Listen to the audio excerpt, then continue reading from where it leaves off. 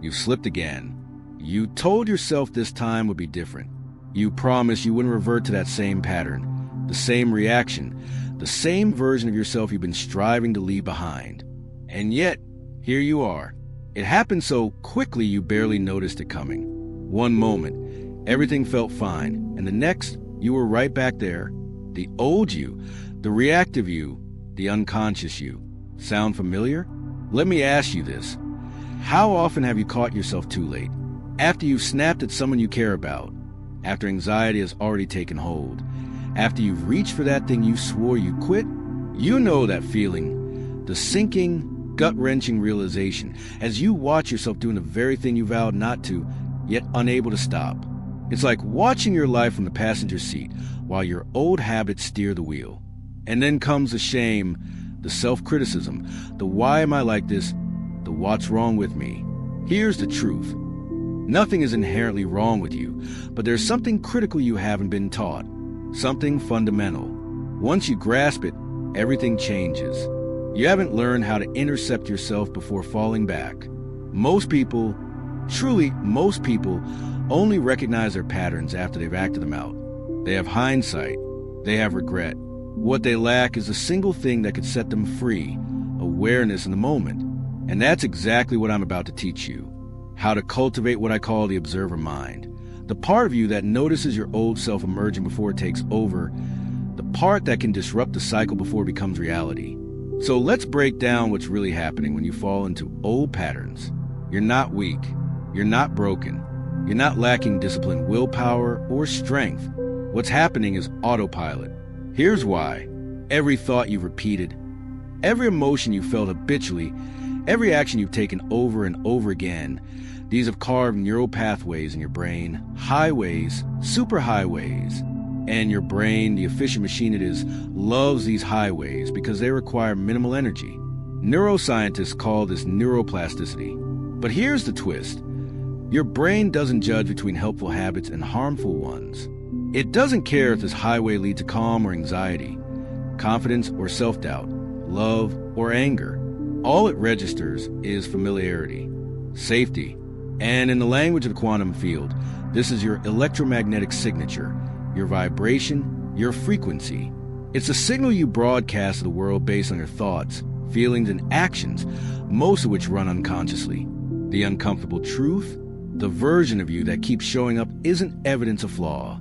It's a reflection of who you practice being, neurologically, emotionally, energetically. That's you on autopilot. And most self-help advice will simply tell you to try harder, set better intentions, summon more willpower, be more disciplined. But here's the twist. Willpower alone doesn't work on unconscious patterns. You can't force your way out of a reaction you don't even notice coming. You can't discipline yourself out of a thought pattern that fires automatically before you're even aware of it. What you need isn't more effort. It's more awareness. And that's where the observer mind steps in. The observer mind is your ability to witness yourself, to step back from your thoughts, your emotions, your habitual reactions, and watch them unfold in real time. Not afterward, not in hindsight, but as it's happening. It's the part of you that can think, there it is, that old feeling rising, that familiar thought pattern beginning, that impulse to react. Here's the revolutionary part. Once you can observe it, you are no longer unconscious to it. Once you can see it, it no longer controls you. The observer mind is the secret to catching yourself before you fall back. So, how do you cultivate it? That's what we're diving into next. And I promise, this isn't abstract theory. This is the most practical, neuroscientifically backed, quantum field-aligned method for true, lasting change. But before we get there, you need to understand why you haven't been able to do this until now. Let's look inside your brain when it's on autopilot. Your neurons, the brain cells, communicate through synapses. Each time you think a thought, a signal jumps across a synapse. Think that thought enough, and those neurons wire together, forming a network, a circuit. Neuroscientist Donald Hebb captured this perfectly. Neurons that fire together, wire together. Here's where it becomes profound. These circuits don't just store thoughts. They store emotions, behaviors, and automatic reactions. They form your subconscious programming. For example, if growing up, every time something went wrong you felt anxious, perhaps your caregivers were unpredictable, perhaps your environment was chaotic, your brain learned that uncertainty equals danger and danger equals anxiety. That circuit became hardwired. Now, decades later, even when there's no real threat, that circuit fires anyway. You feel anxious not because you choose to, but because your brain knows that pathway. And most people don't realize this. Every time that circuit fires, it strengthens. Every anxious thought, every anxious feeling, every anxious action reinforces the circuit. You're literally recreating the same version of yourself, neurologically, day after day. But, and this is crucial, you can interrupt it. You can prune those old circuits and build new ones, not with force, not with willpower, but with awareness. Science shows us why. The moment you notice a thought or emotion as it happens, you engage your prefrontal cortex, the part of your brain responsible for executive function, self-regulation, and conscious choice. When the prefrontal cortex is active, those autopilot circuits lose their grip. Awareness literally rewires your brain. So let me ask you this. What if the reason you keep falling back isn't that you're broken, but that you've never been taught to notice the pattern before it takes control? What if the problem isn't your willpower? It's your awareness. Most people only recognize their patterns after they've already acted them out. They yell at their kids, then feel guilty. They spiral into negative thinking, then wonder why they feel depressed. They reach for the phone, the food, the distraction. Only afterward do they realize, I did it again. But here's what nobody tells you. There's always a moment before the yelling when the anger begins to rise, a moment before the spiral when the first negative thought appears, a moment before the impulse where the craving starts. That moment, that tiny window, is where your power lies. Yet you've been conditioned to miss it. You've been trained to only notice the big, loud, fully formed version of the pattern. By then, it's too late. The neural circuit is already fired. The emotion has already flooded your body. The behavior is already underway. What I'm teaching you is how to catch it earlier, at the spark, before the fire ignites. And the way you do that is by becoming intimately familiar with your old self. Not to judge it, not to shame it, but to recognize it. Think of it like trying to quit sugar. You need to notice the craving before eating the cookie, right? You need to feel that pull, that I need something sweet right now, urge, and pause. It's the same here, except the addiction isn't sugar. It's your emotions, your thoughts, your identity. Your old self is a chemical addiction. Every time you think those familiar thoughts, feel those familiar feelings, act in those familiar ways, your body gets a hit of the same neurochemicals it expects. Cortisol, adrenaline, whatever your signature stress chemistry is. And like any addiction, your body craves it. It pulls you back, even if it's painful, even if it's destructive, because it's familiar. Here's the beautiful part. Once you truly see this, you stop blaming yourself. You stop thinking something is wrong with you. You realize, I'm not weak. I'm not broken. I've just been running an old program. And programs can be rewritten. But first, you have to see the program running. You have to observe it. You have to catch it in the act. And that requires something most people never develop. Metacognition, the ability to think about your thinking, to feel your feelings without being consumed by them, to witness yourself without judgment. That is the observer mind. Shall we move into how to build it? Before I give you the method, let's clarify what doesn't work. Mistake number 1. Trying to change a behavior without understanding the pattern. Most people focus on the action. I need to stop yelling. I need to stop overthinking. I need to stop procrastinating. But the action is just the tip of the iceberg. Beneath it lie the thoughts, the emotions, the beliefs, the triggers, all invisible if you're not paying attention. You cannot change what you cannot see. Mistake number 2. Thinking awareness is the same as knowing. You might say, I know I'm anxious. I know I'm impatient. I know I'm a perfectionist. But intellectual knowing is not the same as observing in real time. Knowing happens in your head. Observing happens in your body in the moment. As it unfolds, there's a huge difference. Mistake number 3, judging yourself for the pattern. The moment you judge, you collapse back into the old self. Judgment is an emotion, and emotions trigger circuits, and circuits trigger behaviors. The observer mind doesn't judge. It witnesses. It sees. It notes. Oh, there's anger. There's fear. There's that old story. No shame, no blame, just awareness. And here's the paradox. The less you resist the old pattern, the less power it has. The moment you stop fighting it and start observing it, it begins to dissolve. You cannot be the old self and the observer at the same time. One is unconscious, the other conscious. One is reactive, the other aware. One is automated, the other awake. So here's my question. Are you ready to wake up? Are you ready to see yourself clearly? Without the filters, without the stories, without the judgments? Because what I'm about to show you requires radical honesty.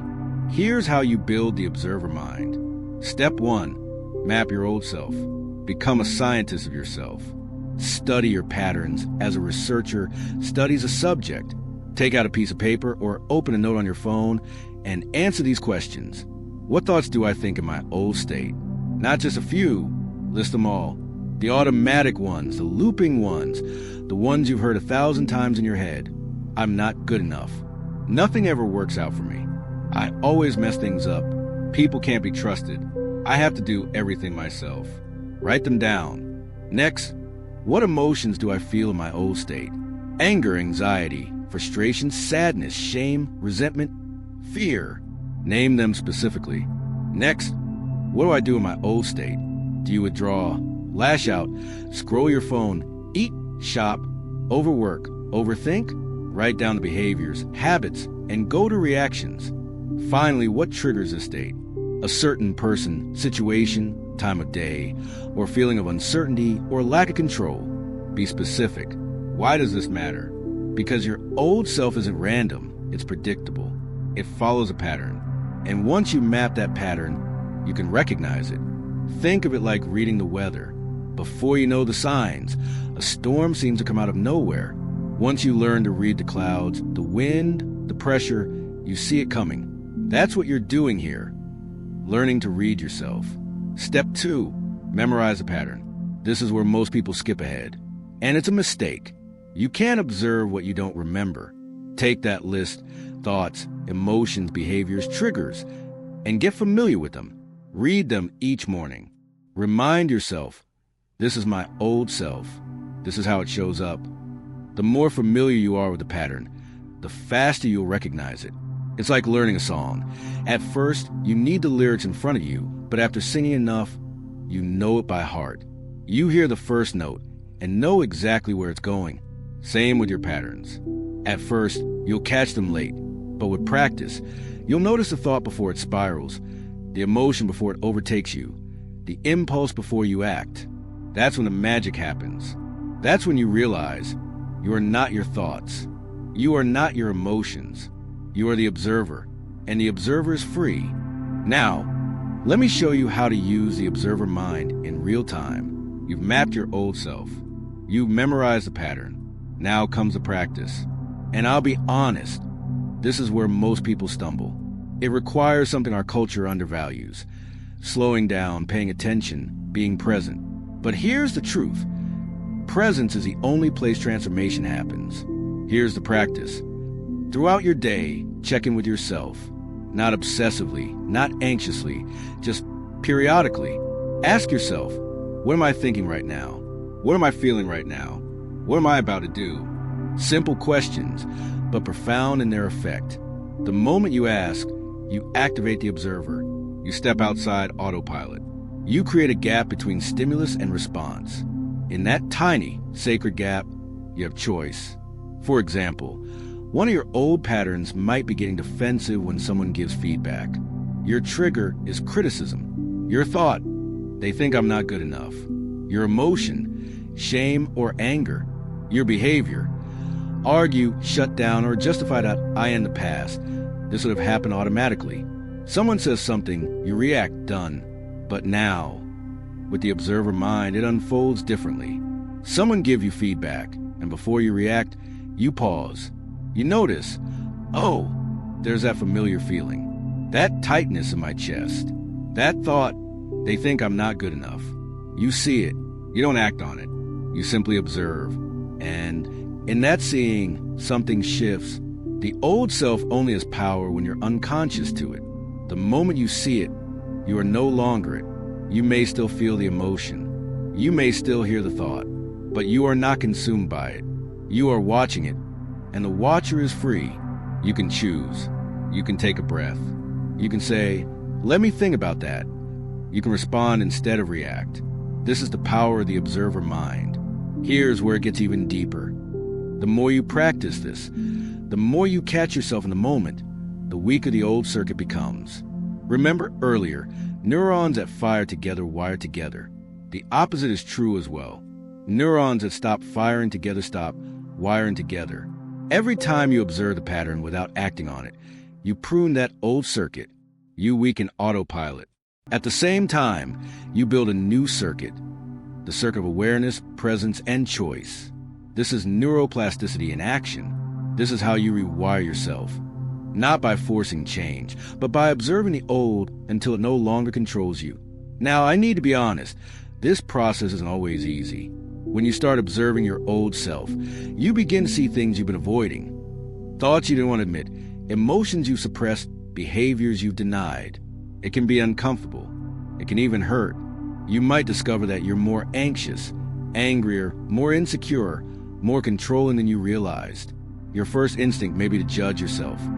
God, I'm worse than I thought. But this is a trap, because judgment is another form of the old self.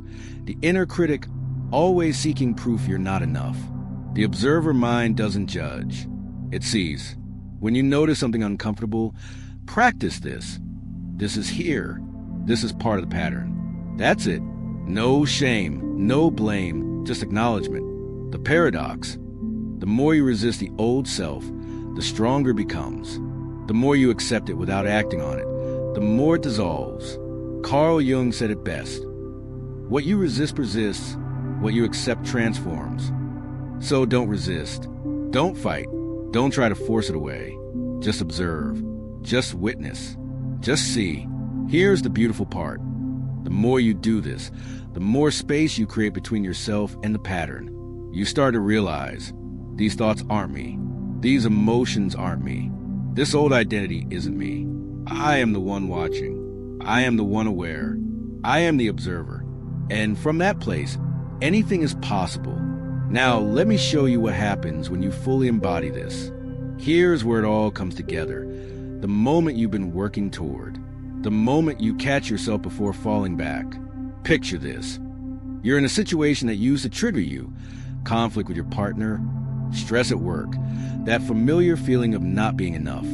In the past, you would have gone unconscious, reacted, fallen into the old pattern, only realizing it was too late.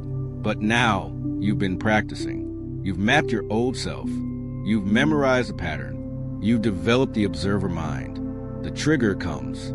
And in that split second, that tiny window, you feel it. The familiar pull, the old energy rising. But this time, you see it. You catch it. You pause. Not by forcing, not with willpower, but because awareness interrupts the circuit. You notice the thought before it spirals. There it is, that old story. You notice the emotion before it floods you, that familiar feeling of inadequacy. You notice the impulse before acting, the urge to defend yourself. And in that noticing, pure, simple awareness, you create space. Space between trigger and response. Space between old pattern and new choice. Space between who you were and who you're becoming. From that space, you choose differently. You take a breath. Pause the conversation. Sit with the discomfort instead of running from it. Whatever you choose, it's conscious, intentional, free. This one moment of catching yourself is worth more than 1,000 moments of hindsight regret. Because this is a moment where change actually happens. The old circuit weakens. The new one strengthens. You break the pattern. The more you do this, the easier it becomes. The observer mind grows stronger. Autopilot weakens. Until one day, the old pattern doesn't run anymore. That old version of you doesn't show up, not because you fought it, not because you forced it, but because you saw it, you observed it. You no longer feed it with unconscious attention. In its place emerges a new you, a conscious you, an aware you, a free you. This is the power of the observer mind. This is how you catch yourself before you fall back. This is how you become quantum. Not by trying to change who you are, but by becoming aware of who you've been. Let me show you how to practice this daily. Let's make it practical.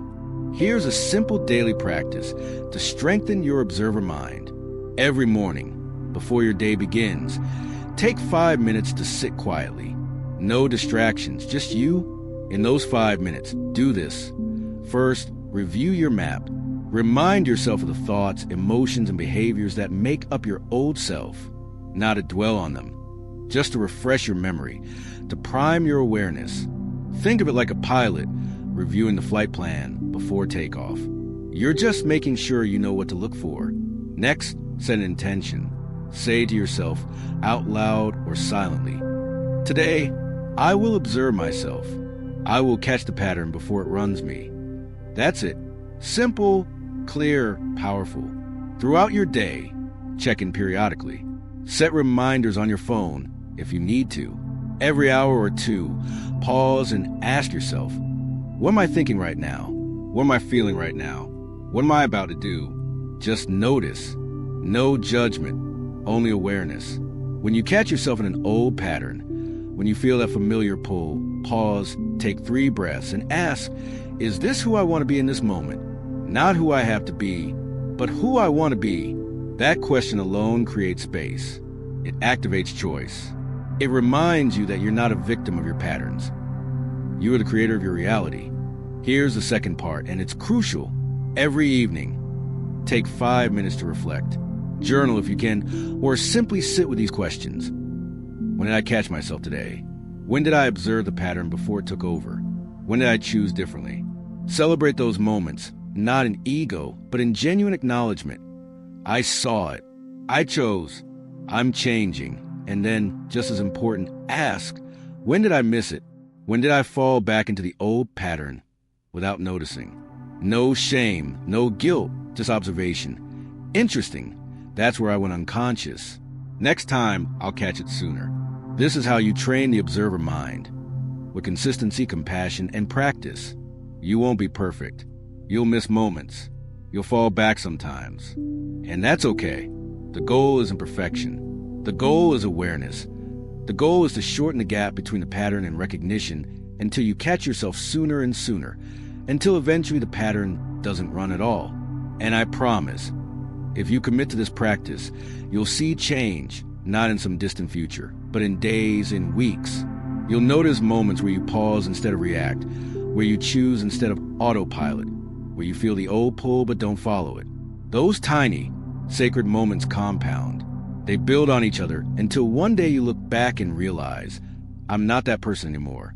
Not because you forced it, but because you observed it. You witnessed it. You stopped feeding it with unconscious attention. In its place, a new you emerges. That's the power of the observer mind. Now, let's address the resistance you might be feeling. You might be thinking, this sounds like a lot of work. And I get it. In a world that values quick fixes and instant results, this may seem slow or tedious. But here's what you need to understand. This isn't extra work. This is the work. Everything else, the affirmations, visualizations, goal setting, means nothing if you're still operating from the old self. You cannot manifest a new reality from an old identity. You cannot create change from unconsciousness.